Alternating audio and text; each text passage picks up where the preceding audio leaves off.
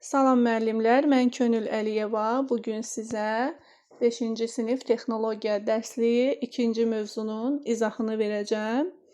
İlk mövzumuzda biz öyrənmişdik ki, məlumatı hazırlamamışdan öncə 3 mərhələdən keçir. Layihələndirilməsi, hazırlanması və istismarı idi. Bugün bizim mövzumuz layihələndirməyə aid olacaqdır. Biz məlumatı hazırlamamışdan öncə nə edirik? Onun kağızda təsvirini çəkirik və bu təsvir də nə ola bilər? Eskiz, texniki təsvir və çertyoz olacaqdır. İndi öyrənək görək, texniki təsvir nədir? Texniki təsvir məlumatın həcmli, 3 tərəfli təsvirdir. Baxın, görürsüz. 3 tərəfdən görürük, həcmli təsvirdir. Və tərəflər arasında nisbət nəzərə almaqla, ölçülər göstərməklə və material göstərməklə əl ilə yerinə yetirilir. Bu oldu bizim texniki təsvirimiz. İndi baxaq görək eskiz nədir? Eskiz də bir tərəfdən görünüşümüzdür. Görürsüz, biz yalnızca bunu bir tərəfdən görə bilirik və eskiz də nisbət nəzərə almaqla, ölçülər göstərməklə əl ilə yerinə yetirilir. Baxın müəllimlər, biz texniki təsviri 3 tərəfdən görürük. 3 dənə tərəfi var.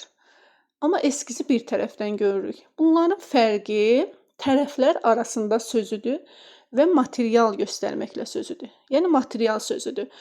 Testlərdə çox düşür bu mövzular, yəni belə fərqləndirə bilərsiniz. Baxaq görək çertyoz nədir? Çertyoz alətlərinin köməyi ilə yerinə yetirilmiş qrafik təsvirdir. Çertyozun 3 görünüşü var, görürsüz. Əsas görünüşü, soldan görünüşü və üstdən görünüşü var. Bilirsiniz ki, müəllimlər, son vaxtlar testlərdə şəkillər düşür. Yəni, MİQ imtahanında da bunu gördük. Ona görə də bu şəkillərə mütləq diqqət etməliyik və ən azından yadımızda saxlamalıyıq görüntülərini. Və biz bu əsas görünüşü necə yadımızda saxlaya bilərik? Görürsüz, ortasında yumru dairə. Belə yadımızda saxlayaq. Soldan görünüş hörümçək toruna bənzəyir sanki. Baxın, soldan görünüşdür bu. Hörümçək toru kimi yadımızda saxlayaq. Və gəldik üstdən görünüşə, dəniz dalğası kimi yadımızda saxlaya bilərik. Baxın, sanki dəniz dalğasına bənzəyir. Və çertyoz alətlərinin köməyi ilə dedik ki, yerinə yetirilən qrafik təsvirdir və vatmanda, qalın vatman kağızında, baxın, qalın vatman kağızında sadə karandaşla yerinə yetirilir çertyoz. Bir də müəllimlər, testlərdə çox düşür bütün çertyozlar. Baxın, bütün çertyozları soruşursa, nə ilə yerinə yetirilir? Bu, əl ilə və ya kompüterin köməyi ilə xüsusi proqram üzrə yerinə yetirilir. Əgər cümlənin əvvəlində bütün sözü varsa, testlərdə bu da çox düşür.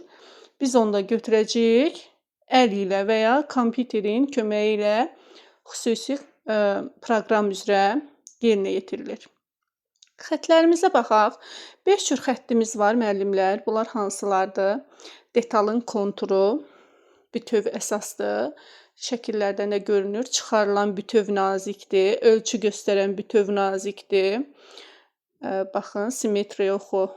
Görürsüz, ştrix nöqtəlidir. Baxın, dairənin içində ştrix nöqtəli görünür. Və dəliyin görünməyən konturu ştrixlidir. Bir də ki, müəllimlər, çertyozda ölçülər millimetrlə göstərilir.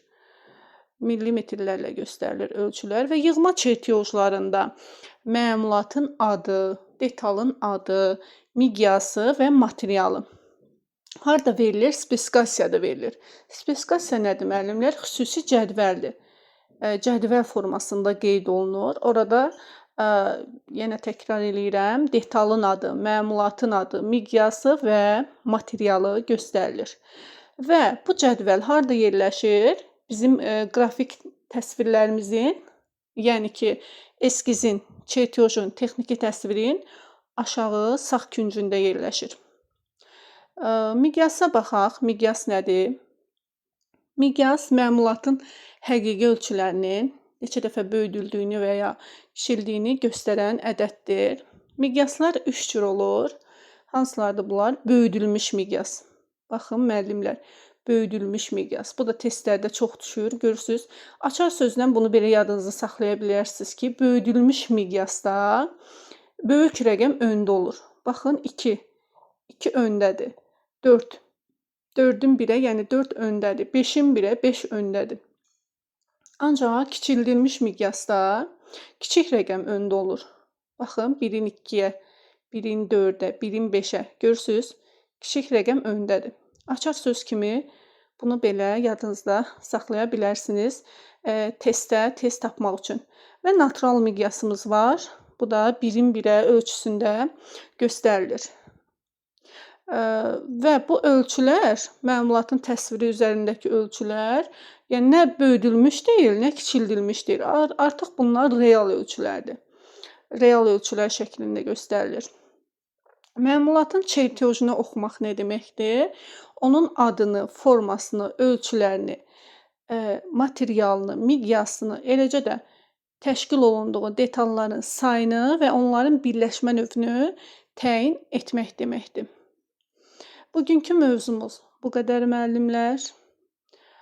Hər birinizə uğurlar.